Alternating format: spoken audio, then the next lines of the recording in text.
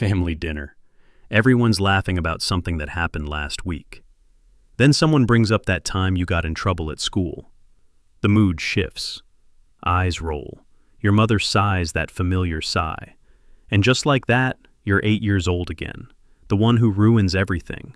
The reason the family can't have nice things. The problem. If you were labeled the problem child growing up, you carry something most people don't understand.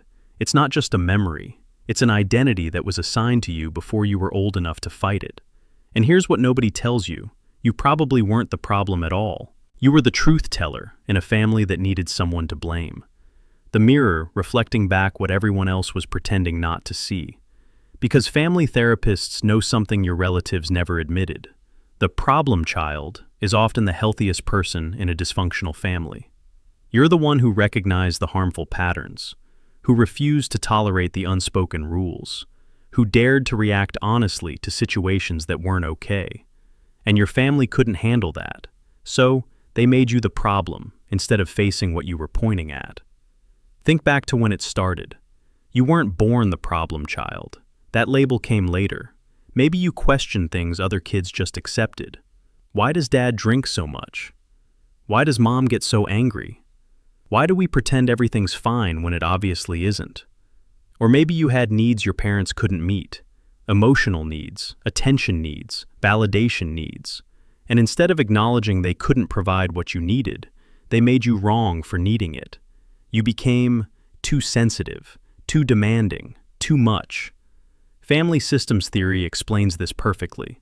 When a family is dysfunctional but can't admit it, they need what therapists call an identified patient.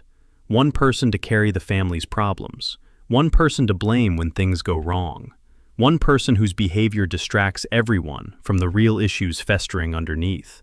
That person was you, and it wasn't random. Research shows that scapegoated children often share specific traits. They're perceptive. They see what others miss. They react authentically instead of performing the family script. They set boundaries when everyone else is enmeshed. They're often the most emotionally honest people in the entire system, and that honesty threatened the fragile balance your family was desperately trying to maintain. Here's what happened next. You were called the problem so many times you started believing it. When your best efforts resulted in criticism, you stopped trying. When setting boundaries got you labeled defiant, you became defiant. When expressing emotions made you dramatic, you either shut down completely or exploded spectacularly. Psychology calls this a self-fulfilling prophecy. You lived up to the role because that's what roles do. They shape behavior. You acted out. Of course you did. You were a child carrying blame for adult dysfunction. That stress had to go somewhere. So maybe you got in fights at school, talked back, broke rules, did things that confirmed what your family already believed about you. And every time you messed up, it validated their narrative. See, you're the problem, just like we said. But here's what was actually happening. You were reacting to years of emotional abuse and neglect. Studies show that youth placed in the scapegoat role were significantly more likely to experience abuse and neglect.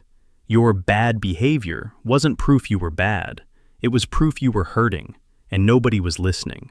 Fast forward 20, 30 years. You're an adult now, and the scapegoat role follows you like a shadow. You apologize constantly for existing, for having needs, for taking up space, because you learned early that your presence was a burden, that asking for things made you difficult, that mattering was conditional on not causing problems. So you became the smallest version of yourself, the quietest, the most accommodating, anything to avoid being the problem again.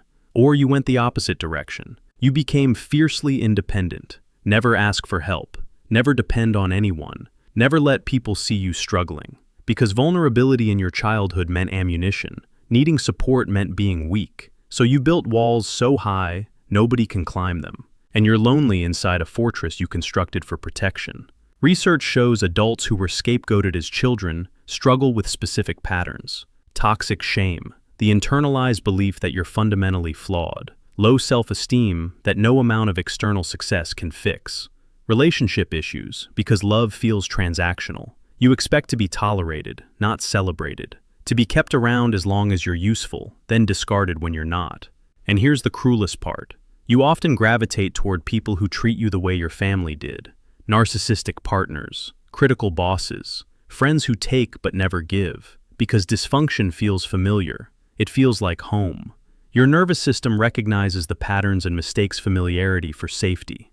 But maybe the worst part is what happens when you try to talk about it. You bring it up to family, explain how being scapegoated hurt you, and they look at you like you're crazy. That never happened. You're remembering wrong. You were a difficult child. We did our best. They invalidate your experiences, rewrite history, make you doubt your own memory until you start believing maybe it was all in your head. Therapists call this gaslighting, and it's deliberate. Acknowledging they scapegoated you would mean admitting the family was dysfunctional, that they failed you, that the problem wasn't you at all. And most families can't handle that truth. It's easier to keep you in the role than examine why the role existed in the first place. So you carry this alone. You doubt yourself constantly. Question if you're being too sensitive. Wonder if maybe you were the problem after all. And that doubt, that's the scapegoat role still working. Still making you question your reality. Still making you carry blame that was never yours to carry. If you were the problem child, you need to know something. It wasn't your fault. You didn't choose that role. It was forced on you by a family system that needed someone to blame more than it needed to heal. The traits that made them label you difficult, your honesty, your boundaries, your refusal to pretend, those weren't flaws. They were strength. You saw what others couldn't see. You spoke what others wouldn't speak, and you paid a price for that courage. You're not too much. You never were. You were a child in pain, trying to survive a situation you didn't create. And the fact that you're still here, still trying, still working to understand yourself, that's not weakness. That's resilience most people will never need to develop. You deserved a family that saw you, valued you, protected you, and you didn't get that. But you can build it now, through therapy, through chosen family, through relationships where you're celebrated, not tolerated, where your honesty is valued, where setting boundaries doesn't make you the problem. The label they gave you doesn't define you. It defined them, and you're allowed to walk away from anyone who can't see that. If this is the first time someone validated what you lived through, you're not alone. Problem children were never the problem. This channel explores psychology nobody else names. Subscribe to understand what shaped you, and if you were the scapegoat, drop a comment. Let's find each other, because maybe together we can finally stop carrying blame that was never ours to begin with.